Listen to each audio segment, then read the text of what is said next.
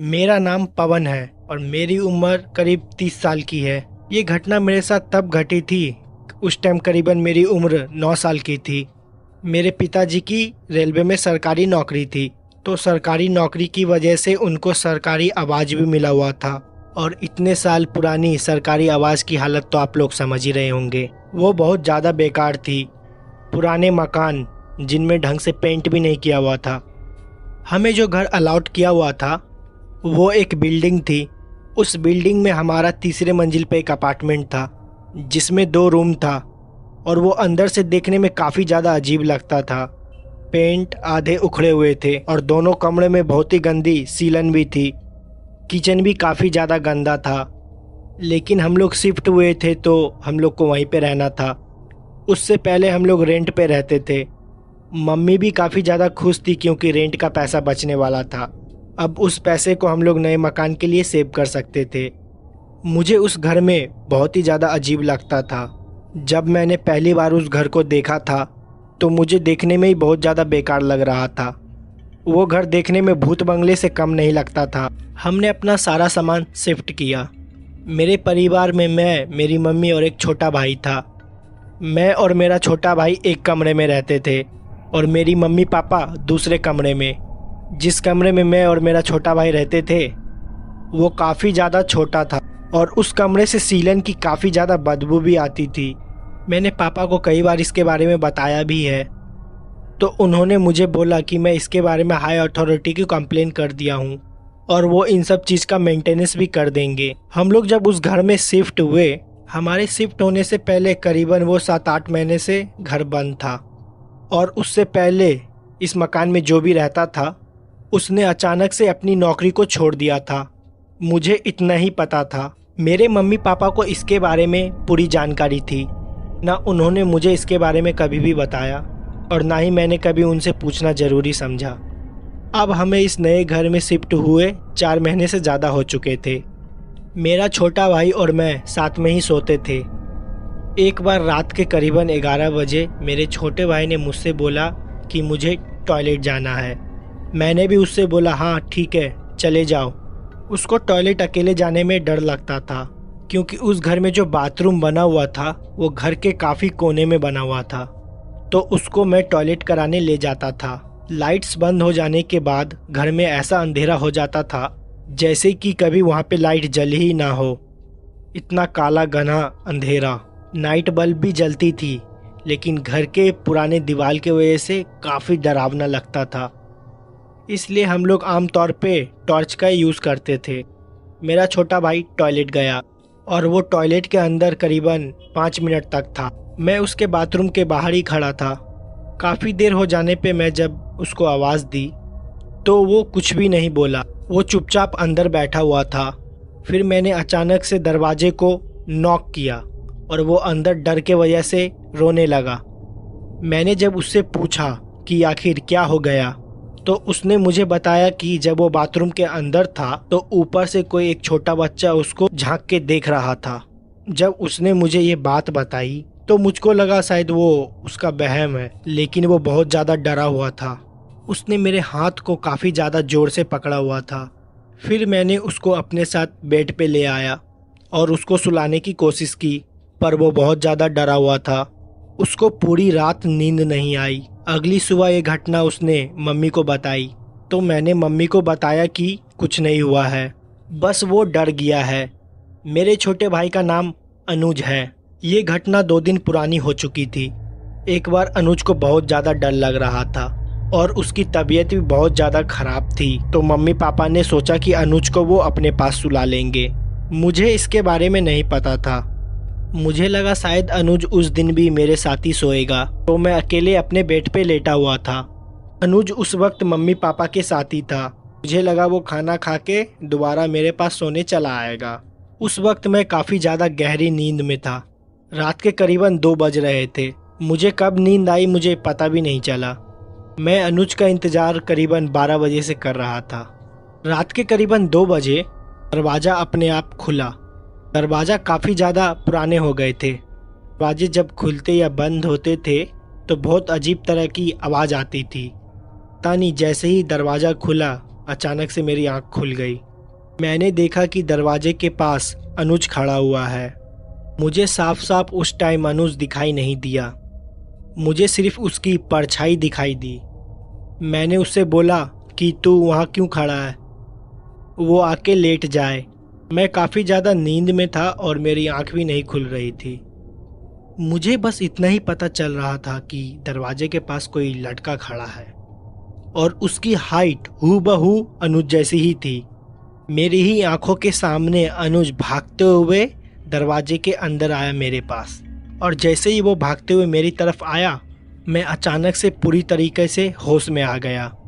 ऐसा लगा कि मुझे कोई ये शायद मेरा वहम था। उस वक्त मैंने इस चीज़ पे ज़्यादा ध्यान नहीं दिया और फिर मैं दोबारा सो गया।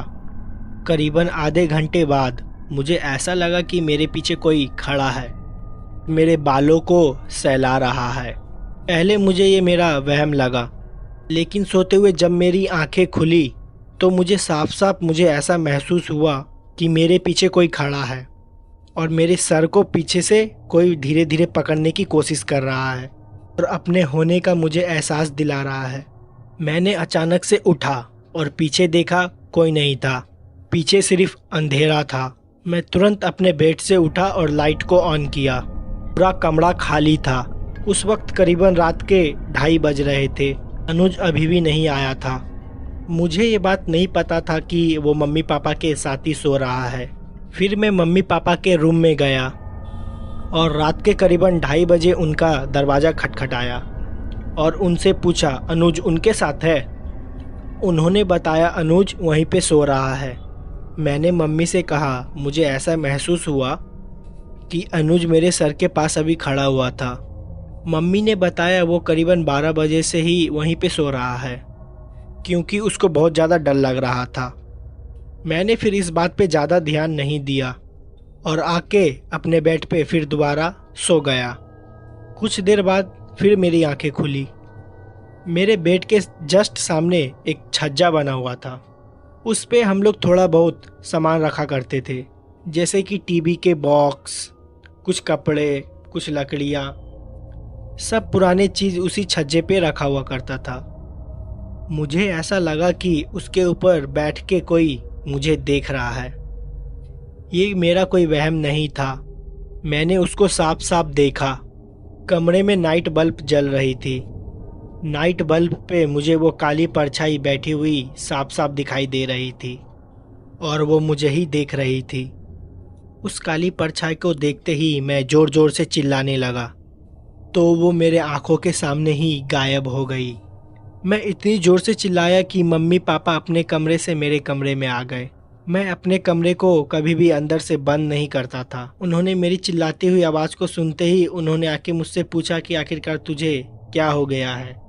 मैंने उन्हें बताया कि मुझे छज्जे पे अभी कोई परछाई दिखाई दी है। वो किसी बच्चे की परछाई थी जो कि मेरे तरफ ही देख रहा था, और कुछ देर पहले मुझे ऐसा एहसास हुआ कि किसी ने मेरे बालों को छुआ है। और उस वक्त अनुज को बाथरूम में भी ऐसा ही कुछ नज़र आया था। जब ये बात मैंने मम्मी को बताई तो मम्मी ज़ोर ज़ोर से हंसने लगी। उनको लगा कि मुझे किसी तरह का वहम हुआ है, लेकिन वो मेरा कोई वहम नहीं था। उस रात मेरे पापा मेरे कमरे में सोए। मैं और छोटा भाई अनुज मम्मी के कमरे में जाके सो गए। मुझे बहुत ज़्यादा डर लग रहा था। मैं और अनुज दोनों भाई रात भर नहीं सोए। अगले ही दिन हम लोग स्कूल चले गए और स्कूल से आने के बाद थोड़ी भी देर घर में नहीं रुके। हम लोग अपने दोस्तों के साथ खेलने बाहर चले गए और कुछ दिन तक हम लोग मम्मी पापा के साथ ही सोए। हमें बार बार ऐसा एहसास होते रहा हमारे बगल में कोई खड़ा होकर हमारी बातें सुन रहा है, या कोई काम करते वक्त हमें ऐसा लगता था कि अचानक से हमारे बगल से कुछ निकल के गया है। कई बार तो किचन से अचानक से बर्तन गिरने की आवाज़ भी आती थी, लेकिन मम्मी ने इस सब बातों पे ज़्यादा ध्यान नहीं दिया। लेकिन हम और अनुज दोनों इस बात पे ध्यान दे रहे थे। करीबन 6 महीने बाद हम लोग ने वो घर छोड़ दिया, क्योंकि वो घर बहुत ज़्यादा पुराना था। पापा ने उस घर के अगेंस्ट कंप्लेन भी डाली थी कि वहाँ की वायरिंग बहुत ज़्यादा ख़राब है। कभी कभी वहाँ पे रात में अपने आप शॉर्ट सर्किट भी हो जाता था। जब वो घर हमसे छूटा, उसके कुछ ही दूर ब्लॉक्स हमें दूसरा घर मिल गया। और उस ब्लॉग में जो हमें घर मिला था और उसके पड़ोसी वही लोग थे जो हम लोग से पहले उस घर में रहते थे। उनसे जब पापा की बातचीत हुई तो पापा ने उनसे पूछा कि आप लोग वो घर क्यों छोड़ दिए थे। तो उन्होंने पापा और मम्मी को बताया उन्होंने इस घर को इसलिए छोड़ा था कि वहाँ पे उनको किसी बच्चे की आवाज़ आती थी। कोई बच्चा रात भर खेला करता था और कभी अचानक से किसी बच्चे की परछाई दिख जाती थी और कभी कभी तो उनको ऐसा लगता था उनकी गैर मौजूदगी पे कोई बच्चा उनके घर में उछल कूद रहा हो और उसकी आवाज़ भी आती है। कई बार तो रात में उनको उस बच्चे की परछाई भी दिखाई दी जो कि टहला करती है। जब मम्मी पापा को ये चीज़ पता चली तो उनको मुझ पे विश्वास हो गया था। उनको विश्वास हो गया था कि मैंने उनको जो भी बात बताई और मैंने अनुज ने जो भी महसूस किया वो एकदम सच था। वो हमारा कोई वहम नहीं था, ना ही हम दोनों झूठ बोल रहे थे। वो घर कितना पुराना था और उस घर में वो भटकती हुई बच्चे की आत्मा, इसके बारे में मम्मी पापा को कुछ भी पता नहीं चला और ना ही हम लोग ने जानने की कोशिश की। और जब पुराने लोगों से उस घर के बारे में पूछा गया तो उनको भी इस घर के बारे में कुछ भी नहीं पता चला। अब तो धैर्य उस बिल्डिंग को तोड़ दिया गया है और नए अपार्टमेंट बन गए हैं, लेकिन हो सकता है उस बच्चे की आत्मा आज भी वहीं पे भटक रही हो। तो इस घटना में बस इतना ही। अब मैं आपको दूसरी घटना बताने वाला हूँ। मेरा नाम मनोज है, मैं सीतापुर का रहने वाला हूँ। ये घटना 2009 की है। मधु चाची अपना सारा काम निपटा के ही सोने जाती थी। रात में खाना बनाने के बाद वो देर रात तक बर्तन मांज के सोने जाती थी। देर रात बर्तन मांज के साफ सफाई करके सोने जाती थी। हमारा गांव काफ़ी ज़्यादा पुराना था, ठीक से डेवलपमेंट भी नहीं हुआ था। हमारे गांव में करीबन 200 घर थे। 200 घर में केवल 6 नल कुएं के पास बने हुए थे। सरकार ने कई नलों को तो कई सालों से सर्विस भी नहीं कराया था। मधु चाची उन्हीं नल में से एक नल पे रात को बर्तन धो रही थी। वो नल हमारे ठीक घर के सामने था, तो हमें पानी लेने में काफ़ी ज़्यादा आसानी होती थी। हमारे गांव में ढेर सारे बड़े बड़े बर्तन होते थे। मेरा परिवार भी काफ़ी ज़्यादा बड़ा था। बड़ी बड़ी पटरियाँ, बड़ी बड़ी कढ़ाई, कुकर का तो ज़माना भी नहीं था हमारे टाइम में। बर्तन को अच्छे से मांजने के लिए मधु चाची चावल का भूसी का उपयोग करती थी, जिससे बर्तन बहुत अच्छे से मंजते थे और साफ सफाई भी बहुत अच्छी हो जाती थी। वो घर में लेडीज़ में सबसे छोटी थी और इसलिए वो सारा काम ख़त्म करके ही सोने जाती थी ताकि दिन में उनको ज़्यादा काम ना करना पड़े। मधु चाची की अक्सर तबीयत खराब रहती थी। मेरे चाचा और मेरे घर वाले उनसे बोलते थे कि ज़्यादा काम ना करे, थोड़ा आराम भी कर लिया करे, लेकिन वो बात ही नहीं सुनती थी। अपनी दवाइयाँ भी समय से नहीं खाती थी। बस सबसे ऐसे ही बोला करती थी, ये तो नॉर्मल जुकाम है, बस ऐसे ही ठीक हो जाएगा। लेकिन उनकी ये बीमारी कुछ और ही थी। अंदर धीरे धीरे वो बीमारी बढ़ते चली गई। एक दिन रात के करीब 1 बजे मधु चाची अपना सारा काम खत्म करके आई और जैसे ही सोने जा रही थी अचानक से उनके सर में बहुत तेज दर्द उठा और वो बेहोश हो गई। उनको सब कोई उठाया लेकिन वो नहीं उठी। उस वक्त हॉस्पिटल भी हमारे गांव से काफ़ी ज़्यादा दूर में था। हमारे घर से 2 घर छोड़ के एक वैद्य जी रहते थे, उनको तुरंत बुला के लाया गया। वैद्य जी ने जब मधु चाची की नाड़ी चेक की तो उनकी नाड़ी नहीं मिल रही थी। उनकी हार्ट बीट भी बंद हो चुकी थी और वो मर चुकी थी। इतना जल्दी उन्हें क्या हो गया कुछ समझ में नहीं आया। किसी तरह उनको रात में सब कोई अस्पताल भी लेके गए। अस्पताल पहुंचने के बाद जब डॉक्टर ने उन्हें चेक किया तो वो मर चुकी थी। वजह किसी को नहीं पता थी। काफ़ी कोशिश करने के बावजूद भी जब वो होश में नहीं आई तो उनको मृत्यु घोषित कर दिया गया। उसी रात मधु चाची को सबको घर लाया गया।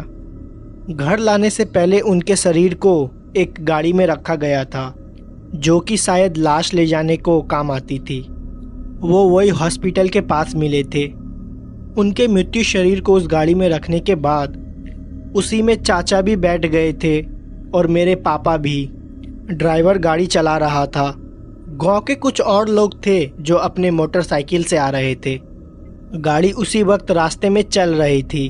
उस वक्त बारिश भी काफ़ी तेज होने लगी थी और मौसम भी थोड़ा ख़राब चल रहा था। अस्पताल से करीब हमारा घर करीब 11 किलोमीटर का था। वो लोग गाड़ी से आ रहे थे। जिस गाड़ी में मधु चाची का मृत्यु शरीर था, उस गाड़ी का टायर थोड़ी दूर आते जंगल में पंक्चर हो गया। दरअसल वो जंगल नहीं था, वो हमारे गांव का आम का बाग था। उस बाग में कई लोगों के पेड़ थे। कई लोग वहीं पे जाया करते थे जब उन्हें फल या किसी अन्य चीज़ की ज़रूरत पड़ती थी। उस गाड़ी का टायर वही बाग के साइड में पंक्चर हुआ था। वहाँ पे ढेर सारे मृत्यु शरीर भी जलाए जाते थे। वो इलाका हमारे गांव का थोड़ा पहाड़ी इलाका था। गांव के अंदर आने से पहले वही इलाका से होके आना पड़ता था, जो कि काफ़ी ज़्यादा बेकार चीज़ थी, क्योंकि हमारे गांव में जब भी कोई शुभ चीज़ होती थी, किसी के यहाँ बच्चा पैदा हुआ या किसी की शादी हुई, तो उसी एरिया से होके ही आना पड़ता था। गांव वाले ने कई बार उस रास्ते को बंद करने की भी सोची, लेकिन कभी किसी को मौका ही नहीं मिला। लोग उसी रास्ते से लगातार आना जाना किया करते थे, इसलिए इस चीज़ को सब कोई भूल गए।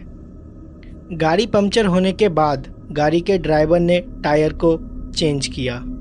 बारिश बहुत तेज़ हो रही थी, उसको टायर चेंज करने में थोड़ा समय लग गया। गांव के बाकी लोग जो बाइक से आ रहे थे, वो थोड़ा पीछे ही रुक गए थे, क्योंकि बारिश बहुत ज़्यादा तेज़ हो रही थी।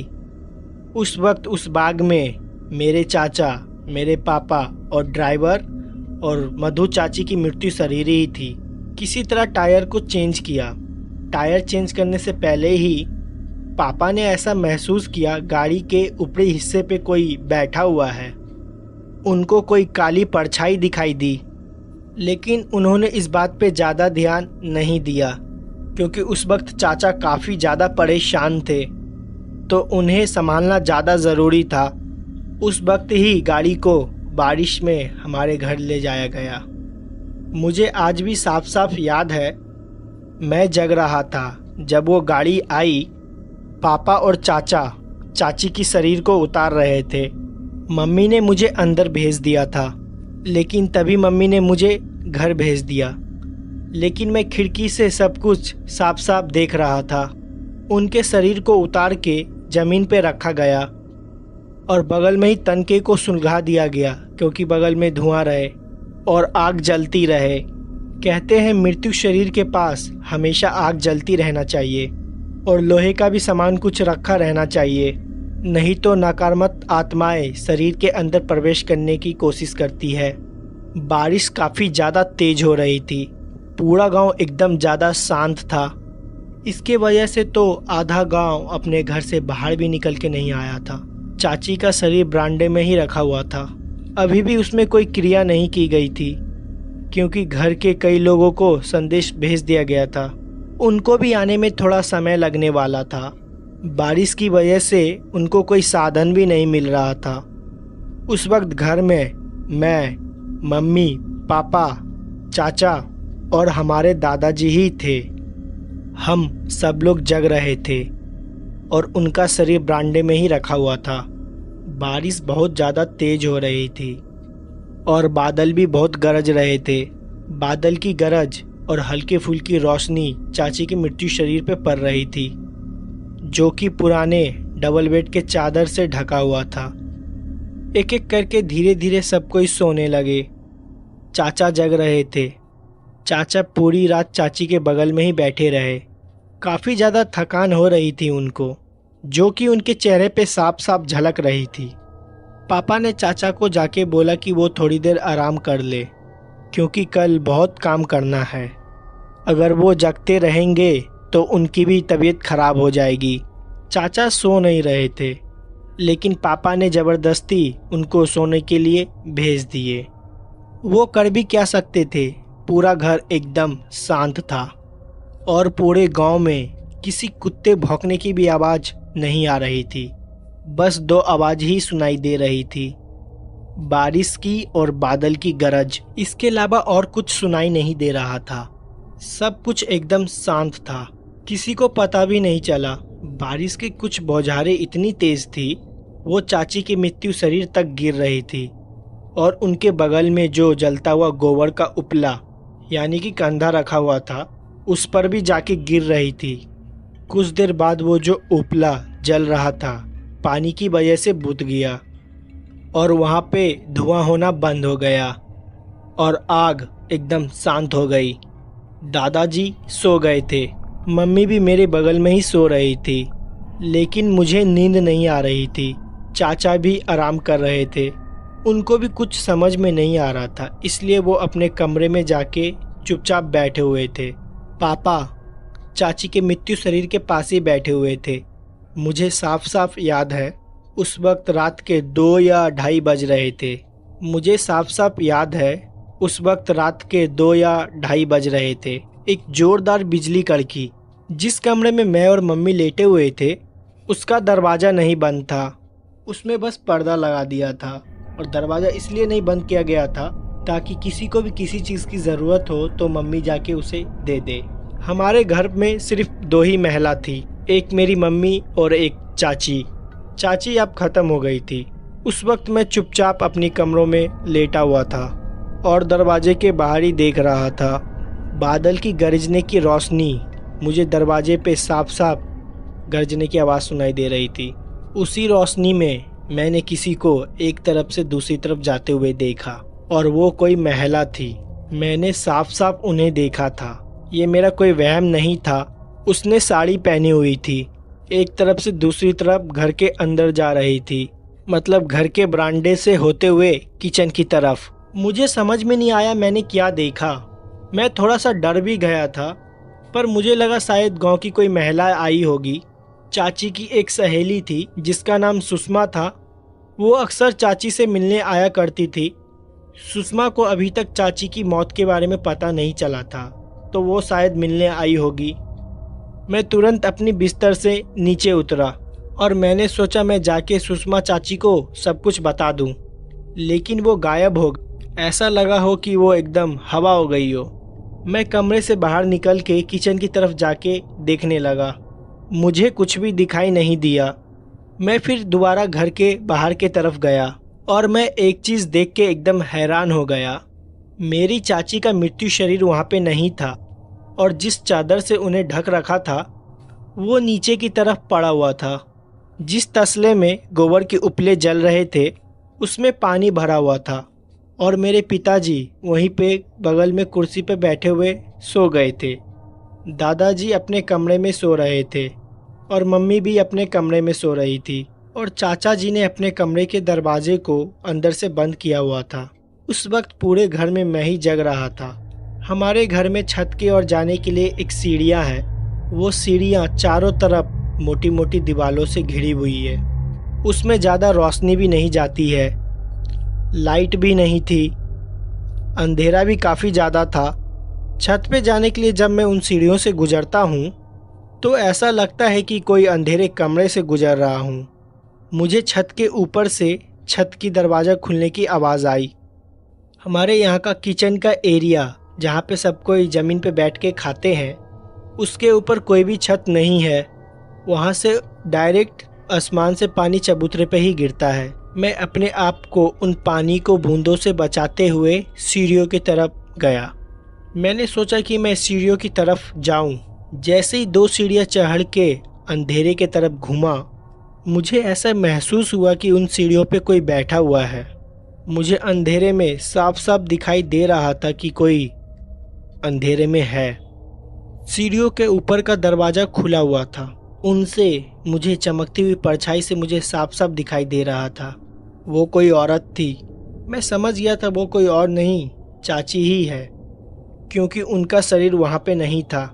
मैं बहुत ज़्यादा डर गया था। मैं उन्हें देखते ही ज़ोर ज़ोर से चिल्लाने लगा। वो बहुत ज़्यादा अजीब लग रही थी। मेरी ही आंखों के सामने सीढ़ियों पे बैठ के मुझे घूर रही थी और पीछे चमकती हुई बिजली मुझे आज तक याद है। उनको देखते ही मैं ज़ोर ज़ोर से चिल्लाने लगा और सीढ़ियों से नीचे उतर आया। मैं किचन के सामने उसी चबूतरों से भागते हुए जा रहा था जहाँ पर पूरा पानी चबूतरे के ऊपर पड़ा हुआ था। मैं वहाँ पे फिसल गया और जाके सीधा चाचा के कमरे से लड़ा। मेरी चिल्लाने की आवाज़ सुनकर पापा सीधा उठ गए और मम्मी भी उठ गई। चाचा भी अपने कमरे से तुरंत बाहर आए। उन्होंने देखा मैं ज़मीन पे गिरा हुआ हूँ। पापा का जैसे ही आँख खुला, पापा ने देखा चाची का शरीर वहाँ पे नहीं है।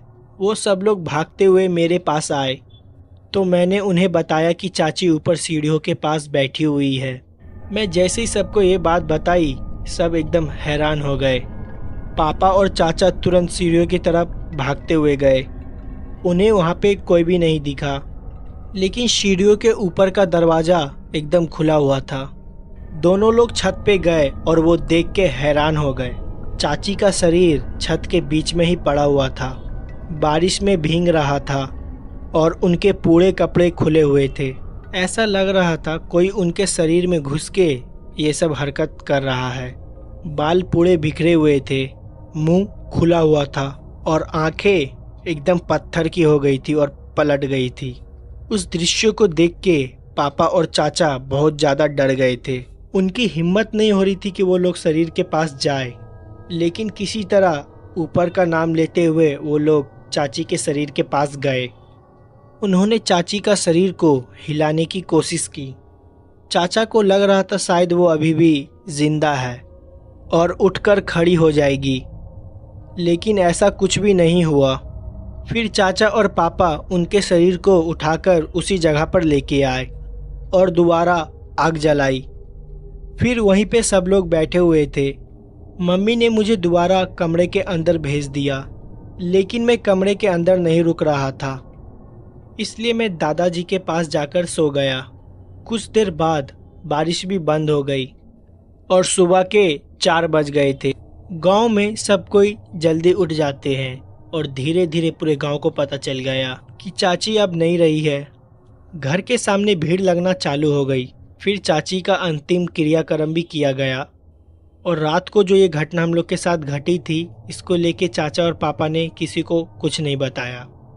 वापस आके दोबारा रात को उसी तरह हम लोग सब एक साथ बैठे हुए थे और आपस में बात कर रहे थे जो भी कल हम लोग के साथ घटा वो आखिर हुआ क्यों, और आगे ऐसी कोई अजीब सी घटना ना घटे इसका उपाय भी ढूंढने लगे। पापा ने सबको ये बताया उस रात जब जंगल में गाड़ी खराब हो गई थी तो उनको एक अजीब सी परछाई भी गाड़ी के ऊपर नजर आई थी। हो सकता है कि वो कोई आत्मा हो या कोई भूत प्रेत हो, जो कि हो सकता है कि चाची के मृत्यु शरीर के अंदर घुस गया हो और उसने अपनी जगह बना ली हो। सब लोग ने यही अनुमान लगाया था कि उस रास्ते से हम लोग को कोई भी मृत्यु शरीर लेके नहीं आना चाहिए था, और वही हुआ भी जिसका डर था। खैर, फिर चाची के शरीर को वहीं पे जलाया गया जहाँ पर वो गाड़ी खराब हुई थी। हो सकता है वो आत्मा वहीं पे चाची के शरीर से बाहर निकल के चली गई हो। 13 दिन के बाद घर में पूजा पाठ हुई और पूरे घर को दोबारा शुद्ध किया गया। ऐसी फिर कोई भी घटना हमारे घर में दोबारा नहीं घटी, लेकिन उस दिन से दोबारा मुझे अपने ही घर में डर लगने लगा। फिर जब मैंने अपनी 12वीं पास की, फिर मैं पढ़ाई के लिए अपने शहर आ गया, और ये जो घटना हमारे घर में घटी थी वो रात मैं अपने जीवन में कभी भी भुला नहीं पाऊंगा। ये घटना उत्तराखंड की है। ये घटना जिस ट्रक ड्राइवर के साथ घटी है उसका नाम मंजीत था, और बाकी की घटना मैं आपको मंजीत जी की पॉइंट ऑफ व्यू से बताऊंगा। मेरा नाम मंजीत है और मैं इस उत्तराखंड में एक छोटे से सामान की डिलीवरी देने जा रहा था।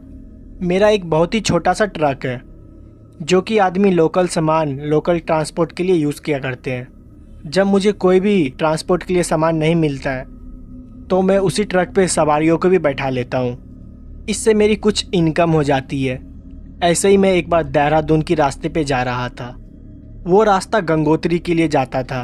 उस रास्ता में मुझे कई बार सवारियाँ मिल जाती है। वैसे तो मैं छोटे मोटे सामान की ही डिलीवरी कर रहा था, पर बीच रास्ते में मुझे 2 औरतें मिली। उन्होंने मुझसे कहा कि मुझे उत्तरकाशी तक छोड़ दूं। उन दोनों औरतों ने बुर्का पहना हुआ था। रात काफ़ी ज़्यादा हो गई थी। उत्तरकाशी गंगोत्री के ही रास्ते में पड़ता है, और जहाँ पे मुझे ये दोनों औरतें मिली थी और वहाँ से उत्तरकाशी करीबन 50 किलोमीटर की दूरी पे था। मैंने उनसे कहा कि मैं उन्हें छोड़ दूंगा। मेरे आगे सीट नहीं था तो मैंने उनसे कहा कि मेरे ट्रक के पीछे वाली साइड में जाके बैठ जाए, और थोड़े बहुत सामान भी रखे हुए हैं तो वो वहाँ पे आराम से बैठ जाए, उन्हें कोई तरह की दिक्कत नहीं होगी। हम कुछ ही घंटे में उत्तरकाशी पहुंच जाएंगे। मैंने उनसे कोई पैसे की भी बात नहीं की थी।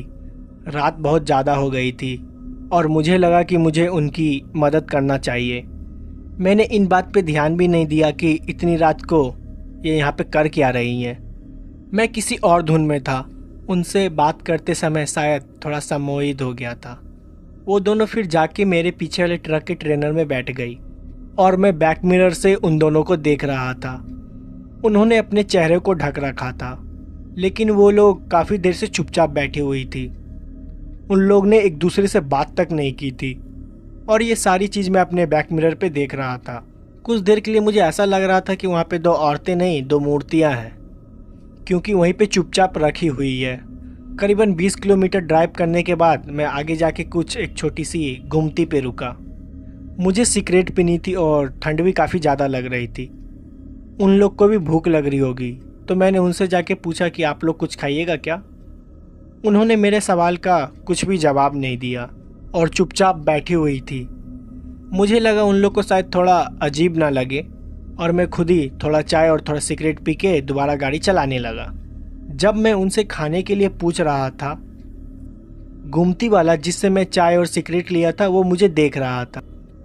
उसने मुझसे पूछा कि आखिरकार भैया आपको क्या हो गया है। मैंने उनसे बोला कुछ नहीं और मैं जल्दी जल्दी में दोबारा गाड़ी में बैठ के चला गया। मैंने इस बात का ध्यान भी नहीं दिया कि वो मुझसे कुछ कहने वाला है। वो दोनों औरतें पूरे रास्ते वहीं चुपचाप बैठी हुई थी। जब मैं उत्तरकाशी पहुंच गया तो मैंने अपने ट्रक को साइड में लगाया और तुरंत नीचे उतरा और मैंने उन दोनों औरतें से कहा कि नीचे उतर जाए, लेकिन वो लोग अभी भी चुपचाप वहीं बैठी हुई थी। उन दोनों औरतें की परछाई मैं अपने बैक मिरर से साफ साफ देख सकता था। वो लोग तो हिली भी नहीं। मुझे लगा शायद वो लोग मेरा बात सुनी नहीं है या सफ़र में शायद वो लोग सो गई हो। मैं घूम के अपने ट्रक के ट्रेलर के साइड में गया। मैं देख के हैरान हो गया। वहाँ पर वो 2 औरतें थी ही नहीं, बस वहाँ पे ऊपर से 2 नॉर्मल परछाइयाँ थी जो कि गोल आकार की थी और मेरे ही आंखों के सामने वो दोनों परछाइयाँ गायब हो गई। मैंने जब ये चीज़ देखी तो मैं काफ़ी ज़्यादा डर गया था। कुछ देर के लिए तो मेरे अपने आंखों पे विश्वास ही नहीं हो रहा था। मुझे ऐसा लग रहा था कि मैं जो कुछ भी देखा हूँ एक वो भयानक सपना है जो कि कुछ ही देर में ख़त्म हो जाएगा, लेकिन ये एक सच था।